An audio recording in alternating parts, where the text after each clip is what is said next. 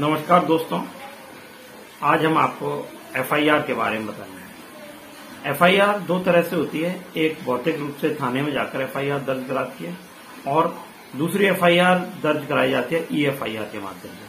आज हम आपको दोनों एफआईआर के बारे में बताएंगे। एफआईआर एक ऐसा दस्तावेज होता है जिसके आधार पर पुलिस अपनी कानूनी प्रक्रिया शुरू करती है और अपराधियों तक पहुंचती है। इसी एफआईआर के माध्यम से अपराधियों के लिए कार्रवाई का दस्तावेज तैयार करते हैं और उसी दस्तावेज के आधार पर कोर्ट इसमें फैसला सुनाती है। एफआईआर भौतिक रूप से जब दर्ज कराई जाती है तो थाने में दर्ज कराई जाती है और ईएफआईआर इलेक्ट्रॉनिक माध्यम यानी कि कंप्यूटर या मोबाइल या ऐप के माध्यम से कराई जा सकती है।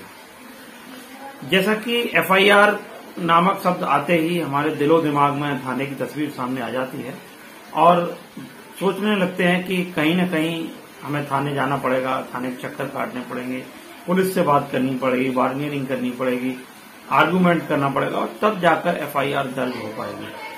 आज हम सभी जानते हैं कि एफआईआर दर्ज कराना कितना बड़ा मुश्किल काम है। बड़ी जद्दोजहद के बाद में एफआईआर दर्ज हो पाती है। एफआईआर को हम प्रथम सूचना रिपोर्ट कहते हैं, यानी कि अगर आप थाने में किसी भी अपराध के संबंध में सूचना देने जाते हैं तो उस सूचना को प्राथमिकी कहा जाता है, यानी फर्स्ट इन्फॉर्मेशन रिपोर्ट। इसी फर्स्ट इन्फॉर्मेशन रिपोर्ट एफआईआर के माध्यम पर पुलिस अपनी कार्यवाही तय करती है, शुरू करती है।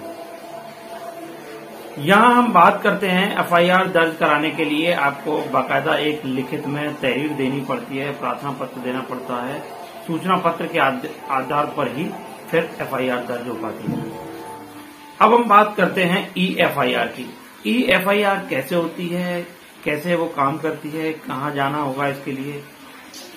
ईएफआईआर एक ऐसा माध्यम है, आप घर बैठे आप एफआईआर दर्ज करा सकते हैं। जी हाँ, सुनने में भले ही थोड़ा सा अटपटा लग रहा हो, लेकिन ये बात फैक्ट है कि आप घर बैठे एफआईआर दर्ज करा सकते हैं। इसमें आपको थाने जाने की आवश्यकता नहीं है। हाँ, जिस तरह से जैसे आप अपना प्रार्थना पत्र सूचना जो थाने को देते हैं, पुलिस को देते हैं, उसी तरह से आपको अपना प्रार्थना पत्र लिखना पड़ेगा और उसी प्रार्थना पत्र का आपको फोटो खींच के ईएफआईआर के माध्यम से अपलोड करना होगा। ये मैं बता दूं, उत्तर प्रदेश की पुलिस की वेबसाइट पर कॉर्नर में एक ऑप्शन आता है ईएफआईआर के नाम से। ईएफआईआर पर आप क्लिक करेंगे तो वहां आपसे इन्फॉर्मेशन मांगी जाएगी कि आपके साथ में की गई घटना का पूरा विवरण मांगा जाएगा। तो उस घटना के विवरण को आप दर्ज करते ही जो आपने अपने हाथ से प्राथमिकी लिखी है, यानी कि जो आपने एप्लीकेशन लिखी है, हालांकि पुलिस की भाषा में उसे तहरीर कहा जाता है, जो तहरीर आपने लिखी है उसका फोटो खींचकर आप उसे अपलोड कर दीजिए और टेक्स्ट में आप अपना विवरण दे दीजिए। ये जो आपकी सूचना है वो लखनऊ मुख्यालय में जाएगी।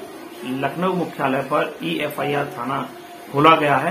प्रदेश भर में जहां जहां ईएफआईआर की शिकायतें दर्ज होती हैं वो सारी की सारी लखनऊ के हेडक्वार्टर में भेजी जाती है। वहां से फिर संबंधित थाने में ये शिकायत ट्रांसफर कर दी जाती है। जब थाने में ये शिकायत ट्रांसफर हो जाती है तो वहां एफआईआर दर्ज हो जाती है। आप इसका प्रिंट आउट निकाल कर भी उपयोग कर सकते हैं। ईएफआईआर जैसे अन्य मामलों में विवेचना होती है, उसी तरह से ईएफआईआर की विवेचना होती है। बाकायदा इसमें इन्वेस्टिगेशन ऑफिसर तैयार होता है, वो आपके दिए गए प्रार्थना पत्र के आधार पर अपनी जांच करता है और आरोपियों को सजा दिलाने में उसमें मदद करता है। और साथ ही साथ जो एफआईआर आपकी दर्ज हुई है, उस एफआईआर के माध्यम से आरोपी को गिरफ्तार किया जा सकता है, उसको जेल भेजा जा सकता है। यूपी पुलिस ने अपना ऐप भी डेवलप किया है। उस ऐप को नाम दिया है UP cop. UP cop application जो है वो आप अपने गूगल प्ले स्टोर से डाउनलोड कर सकते हैं। प्ले स्टोर में जैसे ही ये यूपी कॉप के नाम से एप्लीकेशन डाउनलोड होगा, उसमें पुलिस की सारी इन्फॉर्मेशन आपके पास में होगी। इस ऐप का सबसे बड़ा फायदा ये है, आप इसमें ऑनलाइन ईएफआईआर भी दर्ज करा सकते हैं।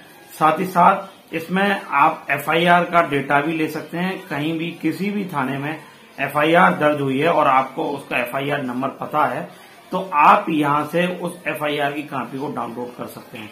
ये यूपी कॉप ऐप काफी प्रभावी है। इसके माध्यम से भी ईएफआईआर दर्ज कराई जा सकती है।